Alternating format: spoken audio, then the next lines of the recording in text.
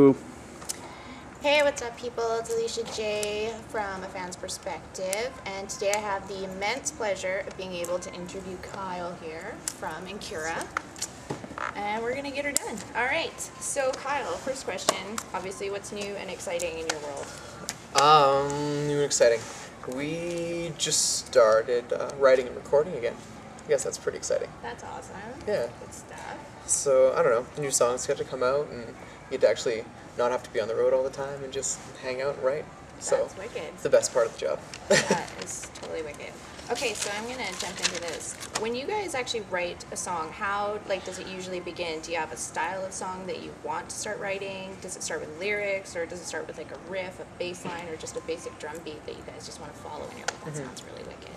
I think it's always different.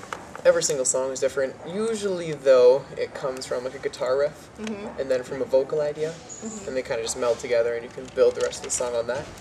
It's really more of a jam, though. Like, people just kind of like play, and also you end up with this like 9-minute epic, and then you get either like a producer, like Jay or Juice or anybody who comes in there and just cut it up, and see what they like best, and take out the 40-minute guitar solos and take out the drums, and That's my favorite part, is Yeah. the guitar solos. That's the metal in me. Okay, well, your music, both in style and performance, seems very obviously inspired by where I read your theater background. Yeah. So, do any other members of the band have a background in theater? I mean, you guys are very, the whole style of music, it's very, just very theatrical. Yeah. I met my keyboard player, Jim, in theater, in a professional theater company. But most of them are musicians, like, honestly. All of them are musicians. They kind of got forced into the theatrical rock thing when I kind of joined the band. But of course, they're all into it. They all got crazy hair and makeup, and they may as well be in theater, you know what I mean, if they're in Incura, so. But yeah, it just came from that. Jim, like I said, I met doing singing and dancing. He was the musical composer. And we both had like a sick obsession with Rush. And so that's how it all started. Yeah, Rush and Dream Theater. Oh, Thank you, Canada. Those are some sweet bands. Was it jazz theater that you were doing more, or? Yeah, a lot of jazz, a lot of vaudeville theater. Very nice. So it would take like a song from anybody, like it's like Bohemian Rhapsody from Queen. Take like 12 dancers and like 10 singers, and then you just kind of, and a live band, and you perform it. And you do that, and then it's like song ends, and then the next song comes out, and it's like whatever, Tina Turner, and someone does that, then the next song comes out. And Yeah, because when I first saw you guys live, it was just like, it reminded me so much of like Sweeney Todd, the musical, because it was just that dark kind of, but music, and it was just insane. So then comes, when and like how did you decide to take your experience with theater and turn it into a career in music, rather than, the performing and acting and taking that and turning it into like just strictly music with band? I don't know if I really chose, you know what I mean? Like, they kind of just, you went out through university, and I was doing my BFA, just getting my fine arts degree, and I was super lucky to be able to do that. And so I got to educate myself in acting and theater. And then while doing that, I got into musical theater. I started realizing I couldn't connect with theater and with script work as well as I would connect with writing my own words down, performing your own words. It's so much different to sit there and have read a script and be like, okay, I need to get into this person's head. I have like a fuck of a time getting into my own head, let alone like getting into like this guy's head who's like even more messed up than me, and I'm like, okay. So I couldn't get any artistic fulfillment. I'd be on stage acting as somebody else, and I felt like that's kind of what I was doing in my personal life anyway. So maybe I should It's just, like, I'm my own character. Why am I playing this character? Yeah, exactly, and it was very strange. So I started just feeding off music a lot more. It just kind of leads you in a direction you don't, it's like a big dog, right? Well, then, how did you translate like your love of that jazz style musical into this eccentric punk rock music that you play today? How did that possibly translate over? I think it comes from having like a wide variety of musical taste. So you're right, if I had a solo project, 2011, if I had a solo project, it would be very, very different than Incura. You're right, like I would be more, theatrical, a little more fruity here and there, there'd be more pink ribbons and stuff, but that's cool. It comes from having metal backgrounds, like straight metal, like you're listening to Cannibal Corpse and Deicide growing up, and then all of a sudden having like Andrew Lloyd Webber really influence you. I was watching a heavy metal DVD the other day, a documentary written by an anthropologist in Victoria. And I have that yeah, DVD.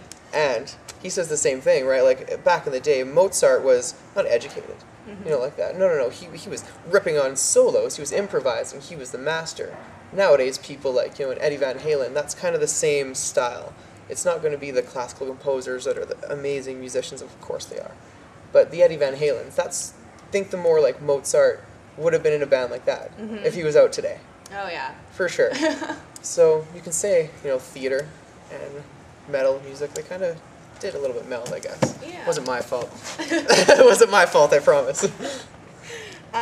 Okay, so I'm going to go into a totally different area. Now, your band was the 2008 Fox Seeds Platinum winners. Kudos on that, by the way. Thank you. Now, I personally have my own issues with the contest. So what I'd like to know, because of my own views, is if any of your music written during and after the contest was strictly influenced by guidelines from the Fox, what they want on their radio station. I wouldn't say on the Fox. Like, pinning the Fox for, like, radio's disasters is really kind of mean. Though, you know, I will say they were a part of it, for sure, but so is radio in general. Yeah. Radio has affected music. Society will always affect music.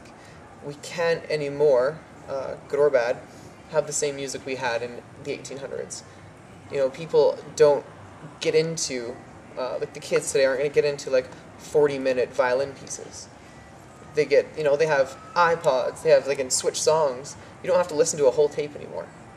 That was like, you know, that became, I say that influenced music. All of a sudden there was, oh, I don't have to listen to this 30 seconds, so let's skip ahead. You never had that option before. Yeah. Ever. Now it's just like, oh, I don't want to listen to that part or that part. Yeah, so we have shorter attention spans the whole time. So, like, you go to this part in the song, and if you're on it for too long, you're going to lose your audience.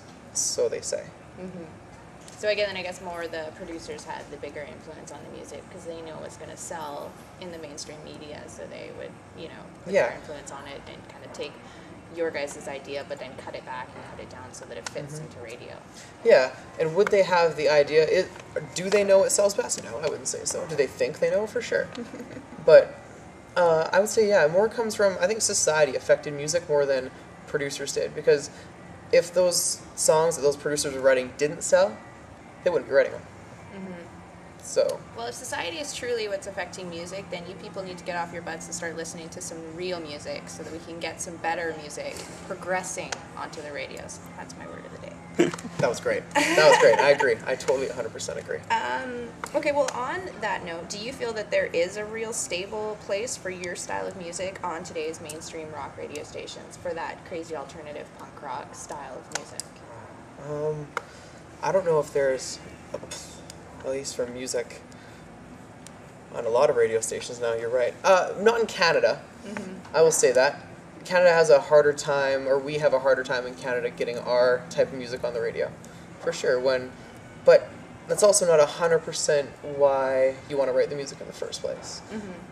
Radio helps for things like promotion, radio helps for marketing, or it helps for it all. But if I wasn't on the radio, I would still tour and do 300 shows a year. That's how I'd build my fan base. I think the ways of radio are the 90s. You heard 91, 92, 93, 94. We all heard Alice in Chains, Pearl Jam, Soundgarden, Nirvana. We heard them all. That's why we're all here. The only reason I'm here is because I'm dragging off the success of all these 90s West Coast bands. Radio is dying. Straight up. Radio is dying. And I think live music was going to take over. Hence the theatrics. Hence the smoke, the lights, I don't want to sit there and listen and watch anymore.